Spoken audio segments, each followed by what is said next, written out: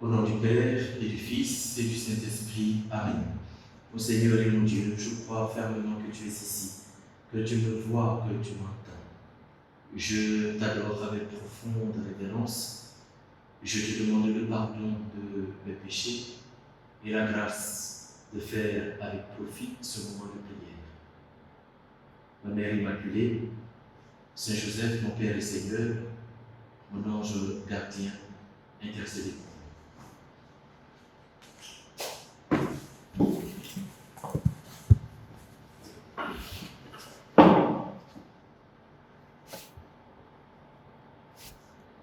À la méditation dernière, prêchée à Komoé, le prêtre nous avait demandé de profiter de notre temps en faisant, et il nous a donné déjà même la résolution, faire un emploi du temps dans la journée.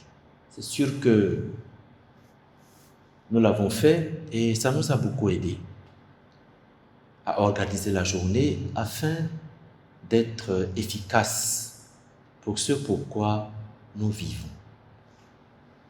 Alors aujourd'hui, nous allons méditer sur un thème qui est très intéressant, comme l'antérieur, comme tous les autres d'ailleurs. Et le voici. Dieu existe-t-il vraiment? Dieu est amour. Dieu existe-t-il vraiment? Est-ce qu'il existe vraiment? Alors, c'est une question qui a été toujours source d'inquiétude. Toujours. Dieu existe-t-il? Parfois, certains peuvent donner une réponse qui est du style « bah ouais ». On ne dira pas « ben oui ». On dit « ben ouais ». C'est une manière aussi benguiste de répondre à la question pour dire que bon, oui, il existe, mais on ne sait pas trop. On ne sait pas trop s'il existe ou s'il n'existe pas. Ben ouais. Maintenant, existe-t-il vraiment? Et s'il existe, pourquoi tant de souffrances, tant d'épreuves, tant de calamités, en particulier celles que le Covid-19 nous a infligées cette année? Eh bien, les recherches à ces questions sont des casse-têtes chinois, indiens et j'ajoute Yakuba. C'est très difficile parfois. Deuxième groupe de questions, s'il existe, comment pourrait-il vouloir ou permettre tant d'innocents dans les plus atroces tortures, tant d'incohérences selon nous? Là encore, on trouve des recherches qui sont des casse-têtes ébriés, Gouraud et Tabana. Même si on résout cela, il y a une autre difficulté. Casse-tête Abouré, Sénoufo et Mangoro. Comment est son amour? Casse-tête Mangoro. Comment est son amour? Est-il aussi intéressant que celui que nous connaissons sur la terre et qui nous enchante, nous promet en même temps qu'il nous déçoit en catimini sans dire au revoir? Et ainsi de suite. Dieu existe-t-il vraiment? Alors, la réponse en fait à cette question est réponse à une autre question, qui est celle-ci. Comment se fait-il que l'homme aspire à un bonheur sans limite, alors qu'il ne l'atteint pas sur la terre? Voilà la question clé en fait, qu'on appelle dans toutes les religions la question de la finalité, la fin de l'homme. Que l'homme n'atteint pas son bonheur sur la terre, totalement, c'est évident. Quand on a un bien aujourd'hui, demain déjà, on aspire à un autre. Une personne, parfois on demande à des personnes qui peut-être ont trompé leur femme ou la femme qui a trompé son mari, on lui demande, mais tu aimes vraiment, vous aimez vraiment votre mari de tout mon cœur, mais il a trompé. C'est-à-dire qu'en fait, on se rend compte que le bonheur promis, c'est comme s'il y avait un autre qui me comblerait plus encore que celui que j'ai. Et pourtant, apparemment, il me comble. Mais je suis parti ailleurs. Il en va de même de l'homme aussi. Il en va de même des étudiants. Lorsqu'on a un diplôme, lorsqu'on tend vers le diplôme, la licence, la maîtrise, bon, vous appelez ça maintenant master. Master 1, master 2 et master je ne sais pas quoi. Eh bien, quand on y tend, voyez, c'est comme si c'était le bonheur. Mais une fois qu'on l'a eu déjà, voyez, on pense à autre chose. À un autre diplôme en ligne, un autre diplôme en direct, et ainsi de suite. C'est-à-dire que les choses sur la terre ne rassasient pas. Même si on désire posséder le monde entier, on ne peut pas le posséder. En tout cas, pour l'instant, il ne faut pas bouger parce qu'il y a le Covid-19. On ne peut pas le faire. Depuis décembre jusqu'à aujourd'hui, il y a beaucoup de choses qu'on aimerait bien faire qui sont bloquées. Et pourtant, on aspire à cela, mais on ne peut pas. Et pourtant, l'aspiration ne disparaît pas. La question reste toujours posée. Pourquoi l'homme aspire ici à un bonheur, une paix, une justice, un amour, une fraternité, un don de soi, presque de l'ordre de la folie infinie, sans limite, alors que les éléments qui sont autour de lui ne lui permettent pas de l'avoir directement? C'est la vraie question qui nous permet de répondre aux séries de questions que nous nous posions dès le début de cette méditation.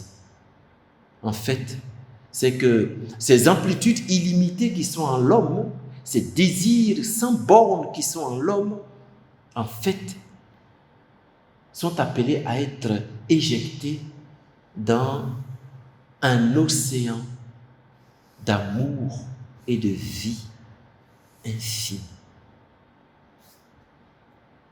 Et si ça n'existait pas, si cet océan infini n'existait pas, l'homme serait absurde. Or, nul ne se considère absurde. Même le fou de la rue, quand il a un caniveau qui est plein, il le vide.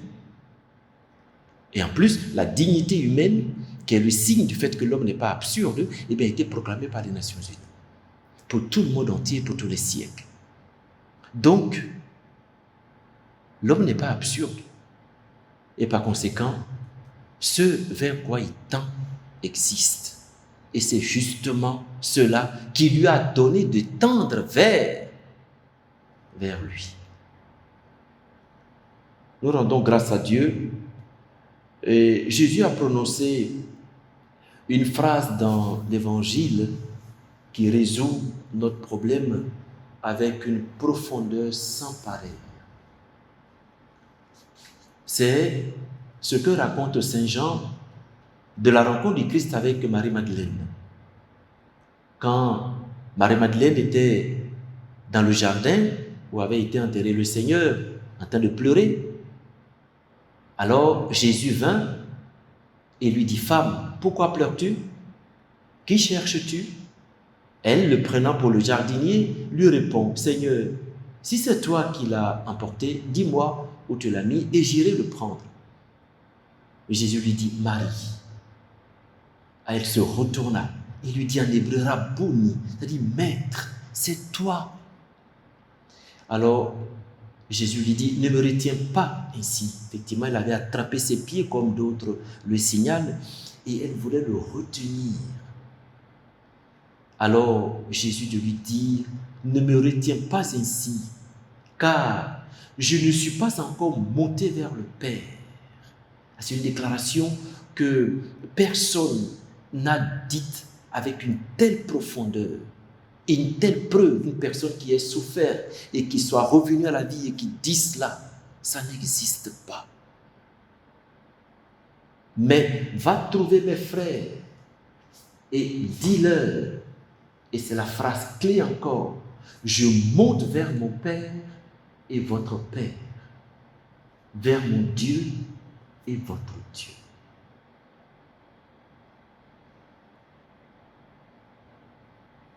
Même Bouddha, qui est avant Jésus-Christ, selon certains écrits, n'a pas dit qu'il était lui le chemin. Il a dit, le chemin viendra plus tard.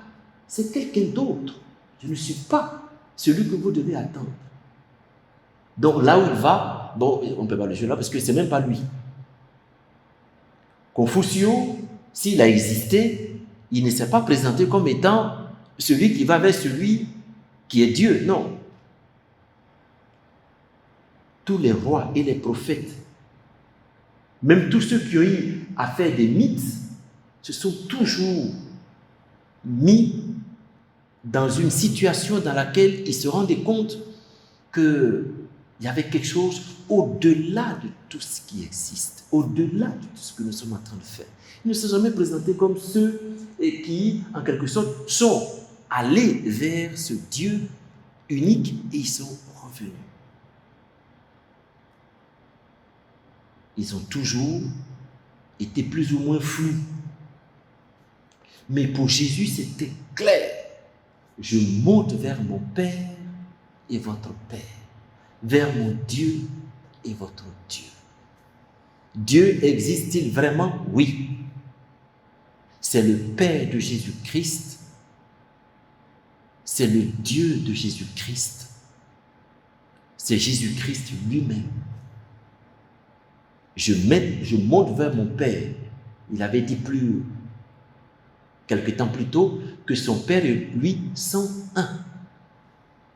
Donc on découvre que Dieu vers lequel nous tendons, que nous voulons, est un Dieu de communion. C'est un Dieu d'amour. Il a une fécondité. Il n'est pas solitaire. Il n'est pas hermétique. Ce n'est pas une boule. C'est une communion. C'est un amour. Il y a un Père. Il y a une fécondité. Il y a un amour. C'est l'Esprit Saint. Il y a une fécondité. Il y a un fils. Un fils qui est né de la personne du Père. C'est une autre manière de naître qui est plus élevée que la manière humaine de naître. D'ailleurs, en préparant la méditation, je me suis dit, curieusement, aucun père ne dit « tu es le fils de ma personne ». On dit « tu es mon fils ». C'est curieux. La maman ne dit pas non plus « tu es le fils de ma personne ». Non. On dit « tu es mon fils ». Tu es de ma chair.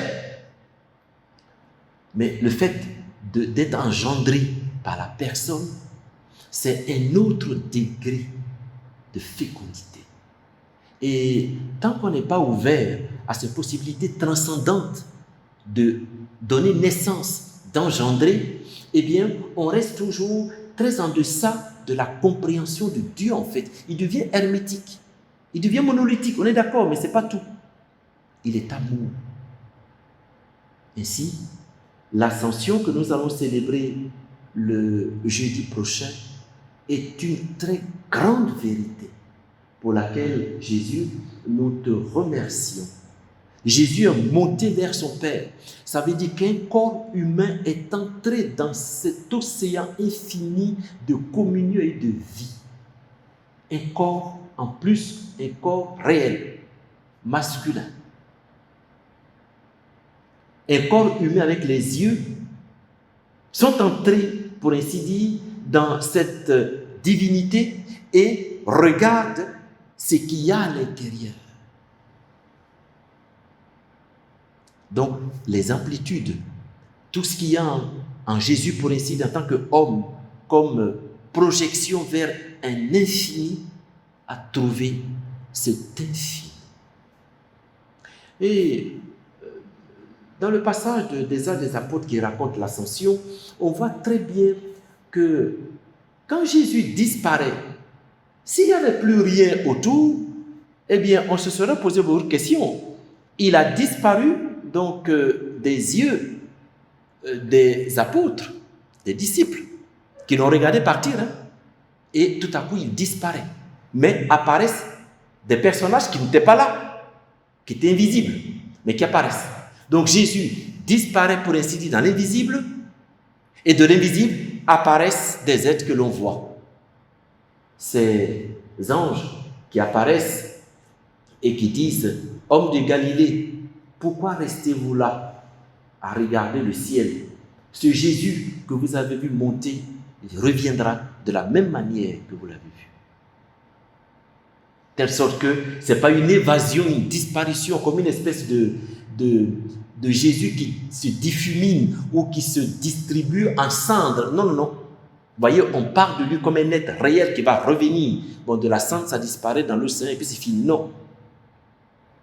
Un être humain est entré en Dieu. Dieu existe. Il est réel. Il est amour. Il y a une phrase de Saint José Maria qui est magnifique, qui dit « Ô Seigneur, savoir que tu m'aimes tant et je n'en suis pas devenu fou. Savoir que tu m'aimes tant et je n'en suis pas devenu fou. » On pourrait donc dire que la question de savoir est-ce que Dieu existe vraiment, laissons-la de côté. En fait, je suis appelé à être fou d'amour de Dieu. Que je le veuille ou non, c'est ce que mon intelligence, ma volonté, mes affections, mon corps lui-même demandent dans leur existence la plus profonde. Je suis appelé à être fou, nous sommes appelés à une folie. Donc Dieu existe. Cette folie doit s'accomplir. On pourrait aussi objecter, c'est le cas de plusieurs philosophes, dont Nietzsche, Jean-Paul Sartre. On pourrait même se demander, dis donc, mais c'est absurde. Donc, puisqu'il n'existe, je ne peux pas le toucher, donc il n'existe pas. Pour ça, c'est une bêtise. Mais plus encore, même lorsqu'une personne met fin à sa vie, c'est parce que justement, elle constate que ce qu'il y a en elle va vers quelque chose de très grand. Ne trouvant pas cela autour de lui et étant déçu de ce que les choses lui apportent, il veut mettre fin en fait pour pouvoir donner raison à cela. Donc il prouve que Dieu existe. Sinon, il n'aurait pas donné fin à sa vie.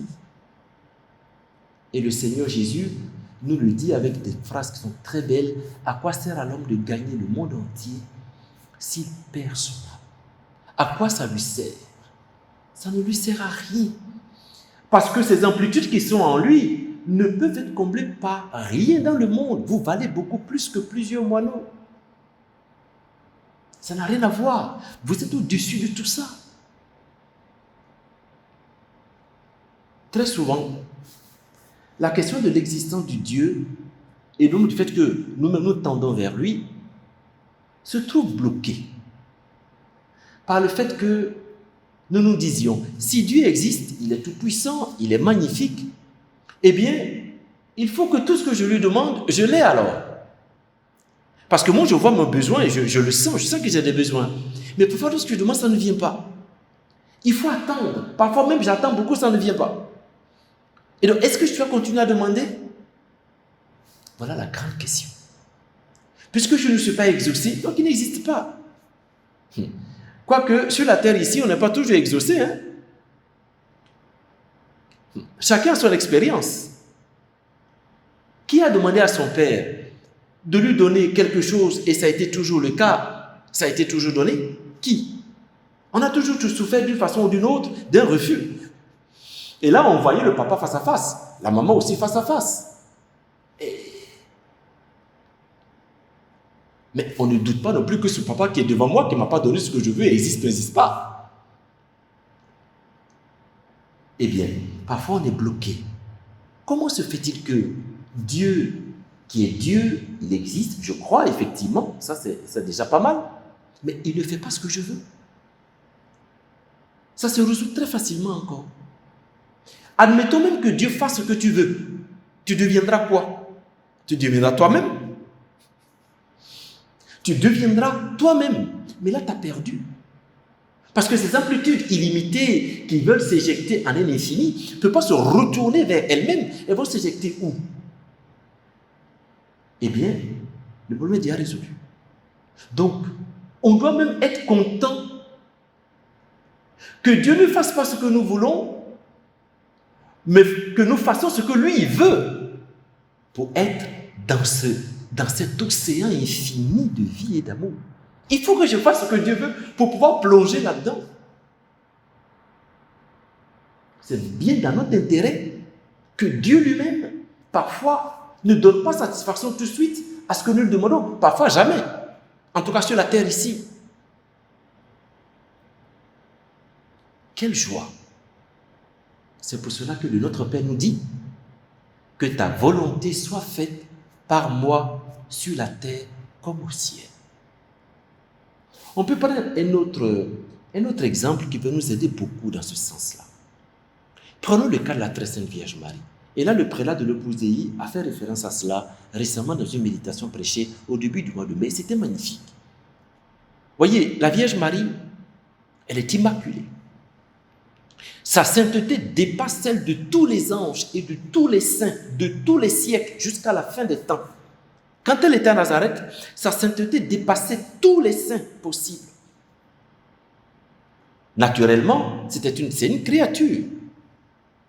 Elle était comblée de grâce, d'une telle profusion qui vient de la plus profonde générosité de Dieu pour une créature.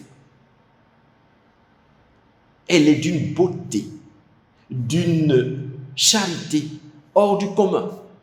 Mais attention, elle n'a pas tout compris d'un coup, au point qu'on dit qu'elle devait conserver toutes ces choses dans son cœur et les méditer pour parvenir petit à petit à leur compréhension. Voilà. Et Dieu lui-même était sur la terre avec elle, avec Saint Joseph, mais il est resté 3 jours à Jérusalem au cours d'un pèlerinage sans informer ses parents. Et quand ils l'ont trouvé, il leur a dit pourquoi est-ce qu'ils le cherchent. Il est même étonné qu'ils le cherchent. Ils ne savent pas qu'il doit être aux affaires de son père. En fait, à travers cela, la Vierge et Saint Joseph augmentaient leur sainteté, qui était nécessaire pour eux, mais aussi pour nous.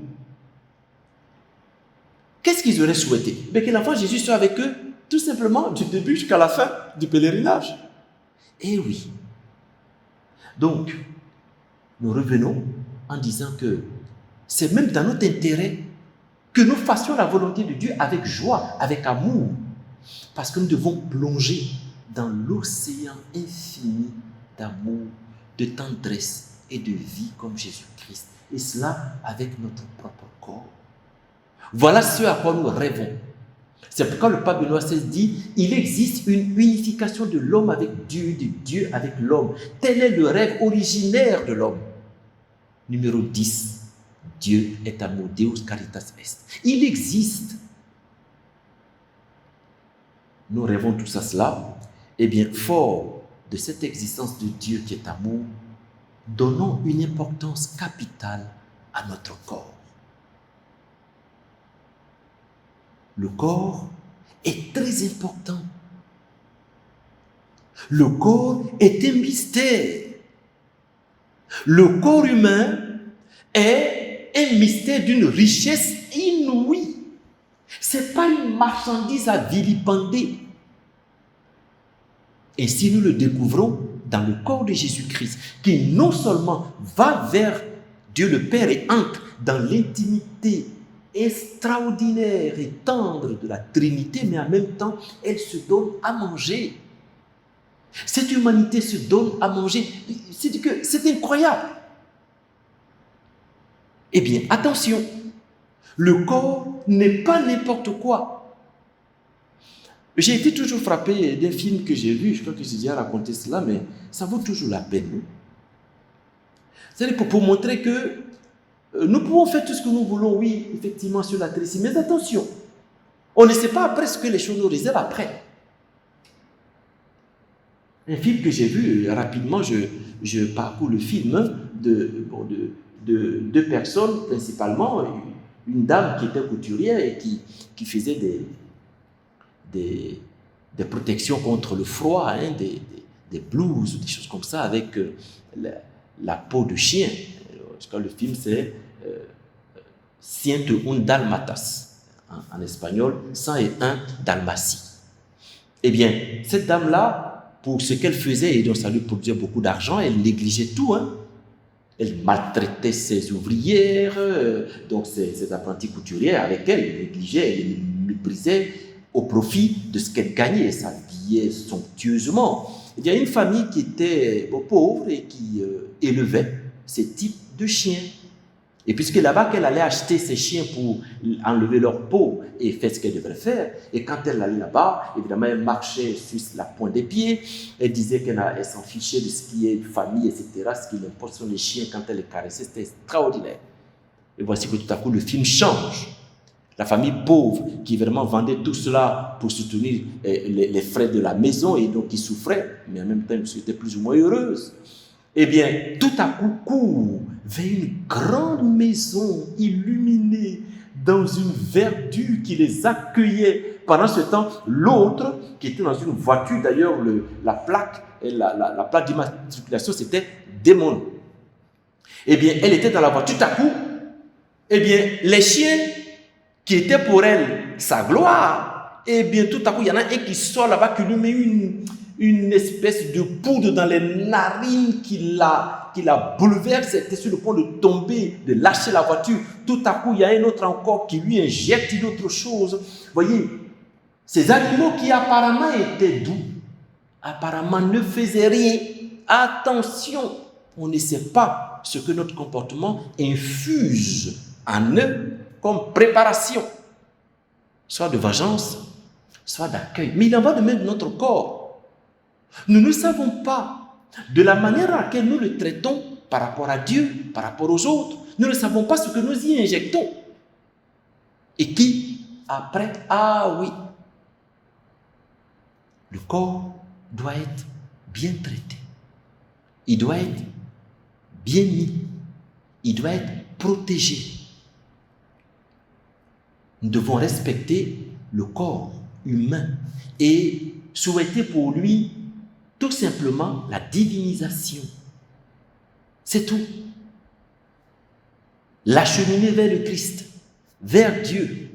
Désirer pour le corps l'entrée comme Jésus dans l'intimité trinitaire et non pas le vilipender, le donner aux enchères ou le maltraiter en le montrant à gauche, à droite pour soutirer, je ne sais pas, plaisir ou bien succès ou bien argent ou bien plaisir. Non, le corps n'est pas cela.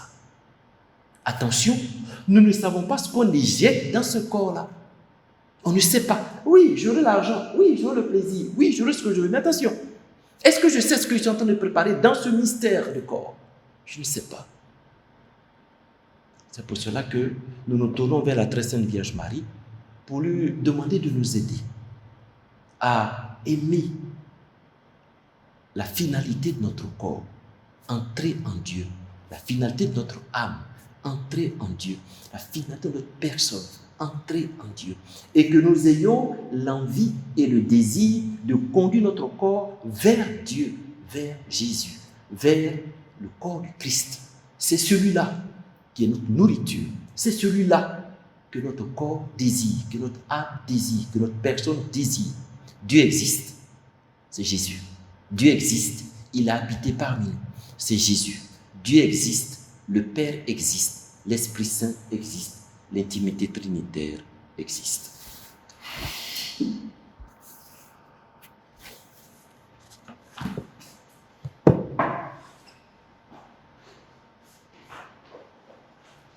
Je te remercie, mon Dieu, des bonnes résolutions, des actes d'amour et des inspirations que tu m'as communiquées dans cette méditation. Je te demande de m'aider à les mettre en pratique. Ma Mère Immaculée, Saint Joseph, mon Père et Seigneur, mon ange gardien, intercédez pour moi. Sainte Marie, notre espérance et de la sagesse. Priez pour moi.